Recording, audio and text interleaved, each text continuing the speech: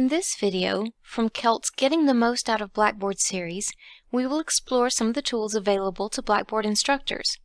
Let's start with one of the most frequently utilized tools, discussions. In the same way that a test created in your course content will also show up in tests, surveys, and pools, a discussion created in course content will also link to the discussions page. And a discussion board created on the discussions page can be linked to a content page. So where you create it doesn't matter, you can still place it where you want it to go. Let's go to the discussions page and create a forum. The first thing we need to do is give it a name. Week 1 discussion, critical analysis. Be as distinctive as possible with your name so that students will know what you're trying to get them to talk about, which forum you're supposed to go to. Just helps them find their way around. Let's determine, is it going to be available immediately? Do I need to put some date restrictions on it? Will I have the standard view, or will I have participants create a thread in order to view other threads in this forum? In other words, do you want students to be able to see all the posts that are already there, or do you want them to comment first before they can see what other people have said? Will you grade this forum? You can do no grading, or you can choose to grade the discussion and choose how many points possible. You can even grade the individual threads of the conversation. You can allow subscriptions where students can subscribe to it so that they know when something new has been posted. You can allow members to subscribe either to the threads or to the forum. And you can choose who gets to create and edit. Next, I submit. And here is my discussion.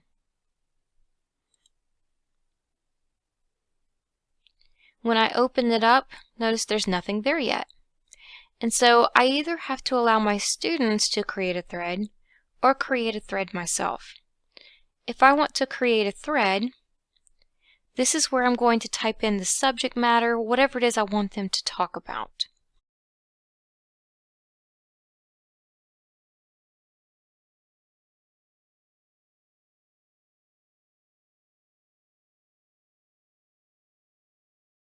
You may have an attachment. Perhaps you want them to read something and then respond to that reading. That's another option that you have. We click Submit. Now you can see the thread that students are then going to be posting on. If you've left it open so that they can create threads, they can also ask questions within this same topic. Now, what if I want to connect this discussion to my course content? Here's my week 1 critical reading. And I want to connect this discussion. So I can click Discussion Board. And then I want to select a discussion board forum. That's the one we just created. I click Next. I can add any further information as needed. Submit.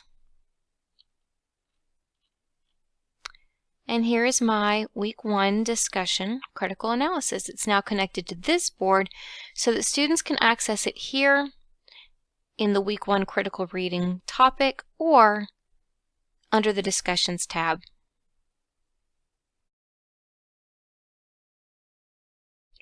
Collaborate Ultra. This is Blackboard's tool for synchronous learning. This is a place where students can meet together online. When I open up Blackboard Collaborate Ultra, I can create a session. I can name my new session.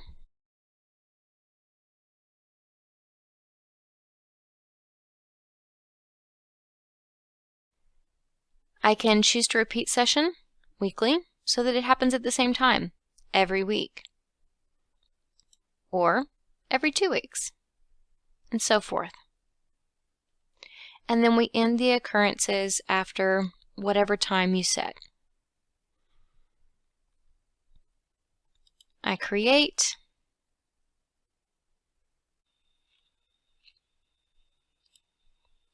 Okay, and here it is. Bio 101 Tuesday meeting.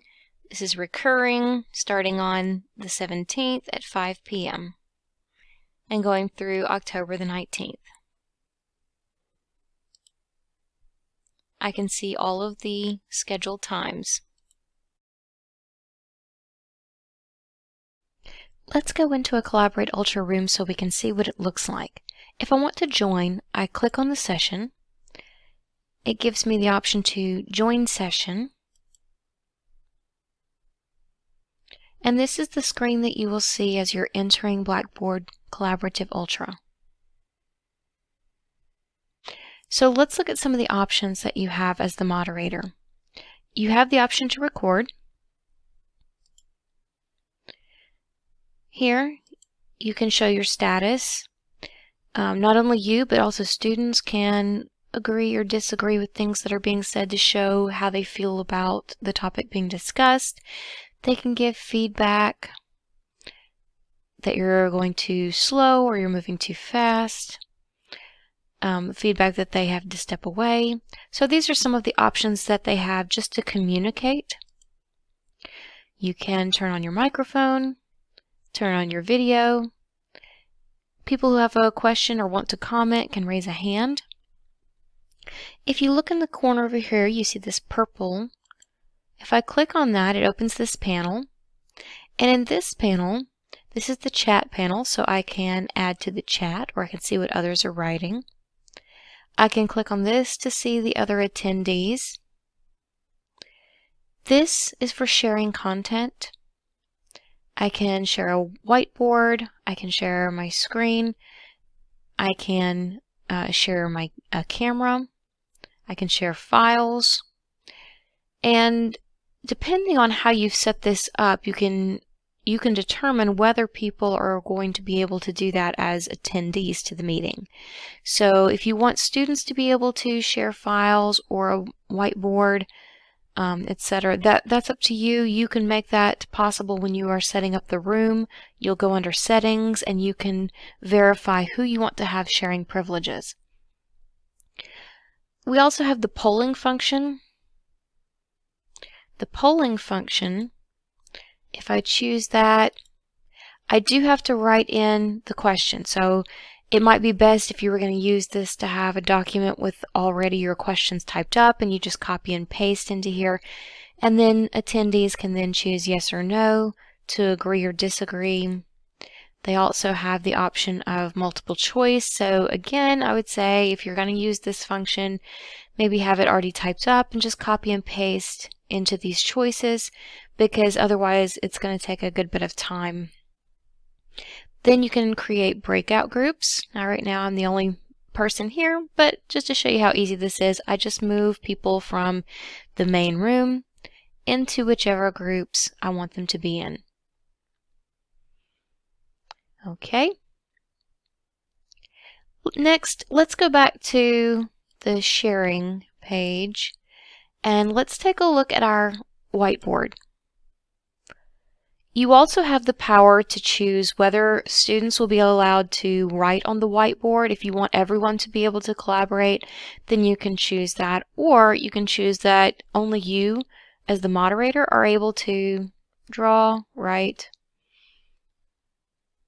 type, etc. So it's up to you how you want to use this whiteboard, but it can be a very helpful tool for learning. I can type.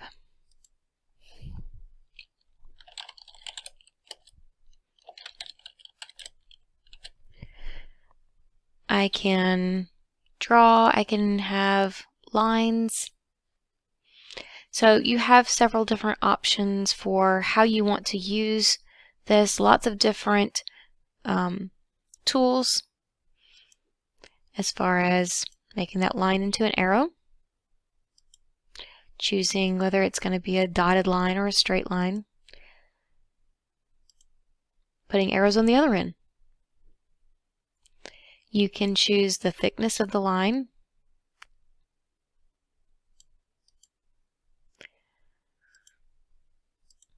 along with, if you're typing, you can also change fonts change the size of the typing, format it however you would like to. This can be a very versatile tool. It has its limitations, but there are many things that you can use this for in your synchronous communications with your students. So feel free to practice with it, play around, see what you are able to create. And then we just use the little trash can to clear everything away. All right, so that's whiteboards, sharing files. If I want to add a file, add a picture over here. And now it can be accessed by anyone in the class.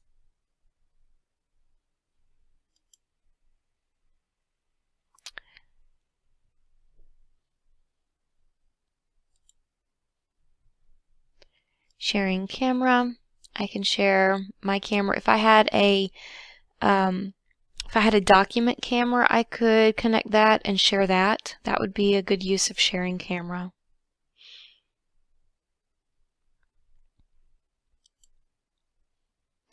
All right, when I want to leave this screen, I stop sharing. And then when I'm ready to close my session, I use this button in the corner to leave session. I can leave a comment about how things went, and then I'm able to exit.